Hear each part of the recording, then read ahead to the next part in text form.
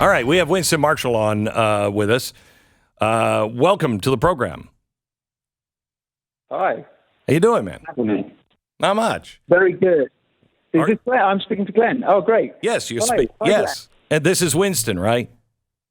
That's me. Okay, good. To hear your voice again. Yeah, good to talk to you. One of these days, will you just bring your banjo, even if it's on the phone? Will you just bring the banjo? Well, I think one of these days. I think you do. I think you do. So, Winston, I saw a piece that you wrote. I think it was in the Spectator about Rolling Stone magazine. They are losing their mind over Oliver Anthony. They're just going crazy. That's right. Yeah. Well, we should start by saying the story of Oliver Anthony is absolutely wonderful. Here's a kid, factory worker from Appalachian America, and he has currently got 4 songs in the top 10, 10 songs in the top 25 iTunes chart, and all 3 of the top 3. This is a huge moment. These songs have been recorded on his phone, just his beautiful voice and a guitar. It's so authentic and it's so real. And this, Glenn, is the counterculture that we've been looking for. All of this music that we hear a lot of the time that just enforces the establishment. This is a real, authentic musician who's howling against both Republicans and Democrats, the rich men north of Richmond. It's just so exciting, and very rarely do I get this excited and about things happening in music. Certainly it's been a while anyway. Yeah. And yes, the music press, Rolling Stone, and not just them, a lot of the music press immediately, they instead of sharing in this excitement of a truly countercultural moment, instead they look at who's enjoying this music and they denigrate it accordingly. So, for example, for Oliver Anthony, they run the headlines. Right-wing influencers have a favorite new country singer. As if that, it almost sounded completely backhanded, as if that has anything to do with them. So what? Who likes the music? Music is for everyone. Why would they lead with that? And this is part of a bigger picture we're seeing. When Jason Aldean, who's number 4 in the iTunes chart, I say, just behind Oliver Anthony, had the incident a month ago with Try That in a Small Town, a song bemoaning the rise in crime. Crime, we know, has gone up something like, I think, 44% in the last 10 years, 8% since 2021. These are FBI statistics. And instead of, understanding that sentiment, they paint the whole thing. They ran a title, the most ridiculous right-wing country songs of all time, hooking it onto the Jason Aldean song, as if being worried about crime is a right-wing talking point. I know. It doesn't matter who you are. Crime is an issue that we all are concerned about. We all care about. It's so shocking to me. And, I could speak at length about Rolling Stone. And last year, for example, there's another huge story. Bryson Gray, who is a rapper, unknown rapper, beat Adele, the biggest selling music artist of the 21st century. She's untouchable.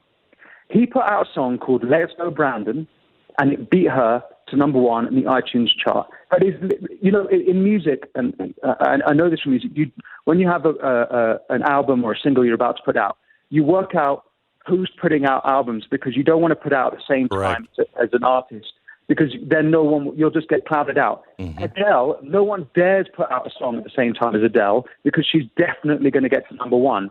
And then here comes Bryson Gray with the song Let's Go Brandon, and it goes to number 1. Now, Rolling Stone didn't even report on that story. They're so in their own bubble that they didn't. This magazine that has been the countercultural magazine of American post-war history, they're so blind to genuine counterculture today in the 21st century that they miss these massive stories, or they spin them into this bizarre narrative. It blows my mind. So I'm not sure that it is, counterculture. I think they were only counterculture because maybe perhaps they were all leftists. Now they're not covering it because they never were counterculture. They had their ideology and they were always leftist. And now that the right is, and I can't even say this guy is right other than meaning non-politically, he's correct. His words are the feeling of America, which is counterculture. So why wouldn't they be covering it unless they weren't counterculture the whole time? They weren't really about that. Well, I think it would be unfair to say that they weren't counterculture back in the 60s and 70s when they started. They were the counterculture. It was boomer, it was hippie, they were the drug-taking, right.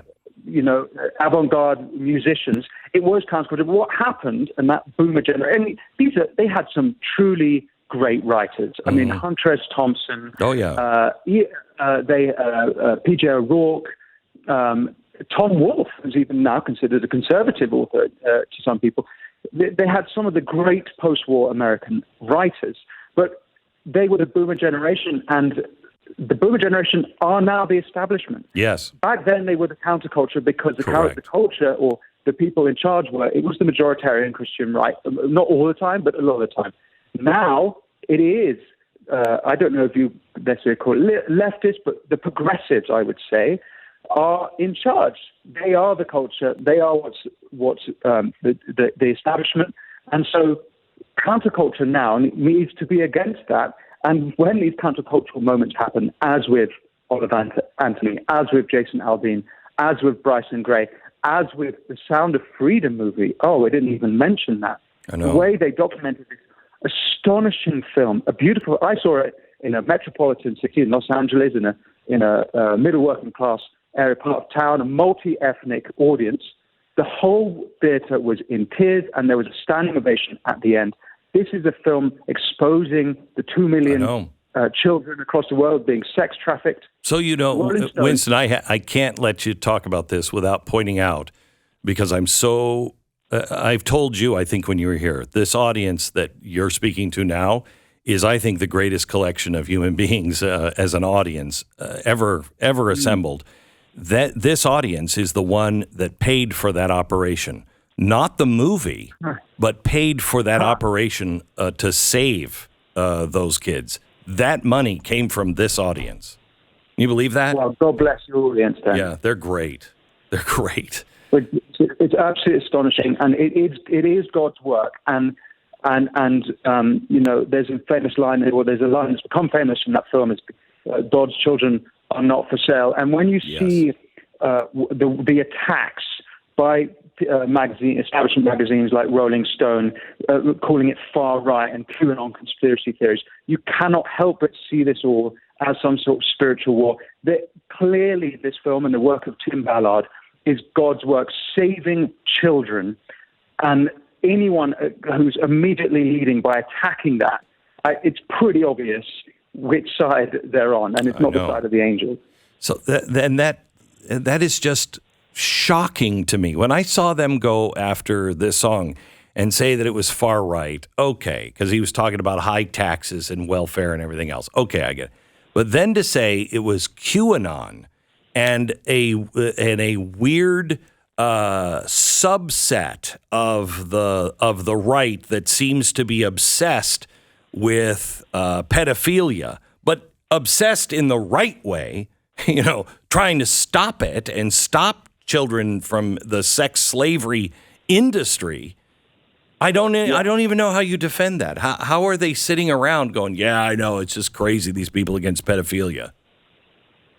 Well, there's one Vox.com article that argued that the film did more damage than the evil it was purporting to expose, which is just absolutely astonishing. And I suppose one has to pray for these people that are cooped up in their bedrooms, tapping away at their keyboard, not actually offering anything to the world except to tear down, like sons of Cain, anything good that they see. And they're just lost. They're just so lost. It's horrific. And to be I mean, I can get angry about it, Glenn, but actually, maybe I should be laughing. No, I think you're right. Look at the success of Oliver Anthony. As I said, 10 songs in the top 25. Look at the success of Sound of Freedom. I think they grossed, 100. It's over something like 150 million on a $15 million budget. Look at the success of Jason Aldean. He's got his number one. He's still in the charts. The people they are speaking volumes. They're speaking in a way that these magazines, who no one reads anymore anyway, they're just desperately scraping at the sort of the night in I don't know. I guess I'm going to try.